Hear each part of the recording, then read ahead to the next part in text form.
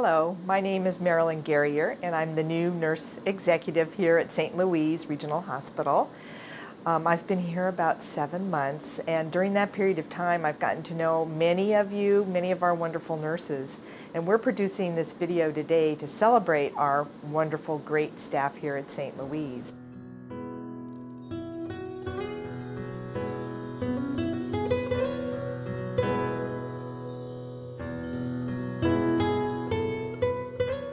We are asking our staff to share their compassionate moments, special times that they've had and given of themselves to their patients. And I think in sharing these moments with each other, it renews us to come back and do the hard work that we do every day. And I love the medical surgical ward downstairs. We handle all kinds of patients, including pediatric patients. So I guess one of my more memorable moments recently is to do with a patient in her 60s, and she came in newly diagnosed renal failure, diabetes. They did a chest x-ray right away, and it revealed a large amount of pleural fluid in her lung cavity outside. So they needed to put a chest tube in very quickly in order so that she didn't, so that she was stabilized. She was kind of unstable at that point. So we had the consent signed. The family is standing outside.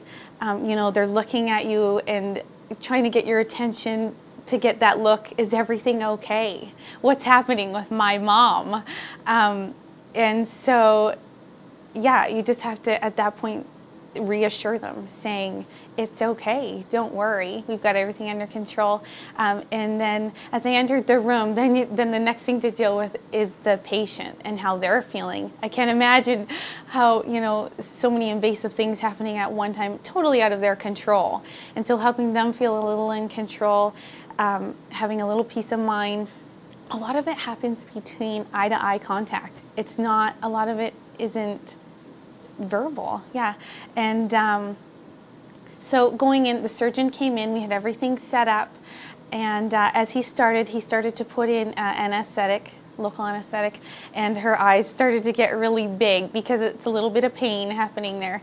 And so, just talking with her at that point is the most important thing. So asking her about her family, the things that are closest to her heart that she's probably thinking about at that point.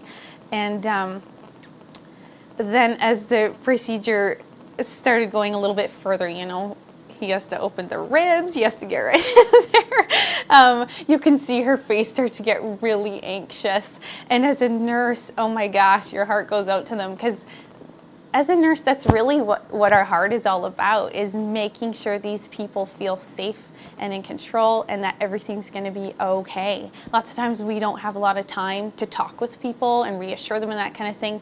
But yeah, at the point where the surgeon started to insert the tube is quite a strange feeling, I'm sure, and her face was quite full of anxiety, and so I could see her kind of starting to tremble, and so I just slipped my hand into hers and gave her a little reassuring smile, and she looked, they look deep into your eyes, wanting to know, is it okay? Is what's he doing? And so as I looked into her eyes, and then she gives me this little gentle smile, like, thank you for being here, thank you for holding my hand, and not really panicking at what he's doing, even though it's tempting to. I was working in St. Louis in Morgan Hill. One of our employees, he works in X-ray, and his wife was having a baby, like 25-weeker. So the obstetrician told them that you have to decide whether you want the baby resuscitated, do everything to keep the baby alive, or just want to bond with the baby and wait until the baby stops breathing, because the baby is very early and not compatible with life. So the couple chose to have the baby at St. Louis, and just wanted to hold the baby until the baby would stop breathing. But when the baby was born, we put the baby in the warmer, we gave it to the mother to hold, and we were just waiting for the baby to stop breathing and for the heart to stop. but then 3-4 hours later, the baby was getting pink and pink and pink. So the pediatrician called the neonatologist in a level 3 nursery, and they transported the baby, and the baby is alive and now must be 15 years old and doing well.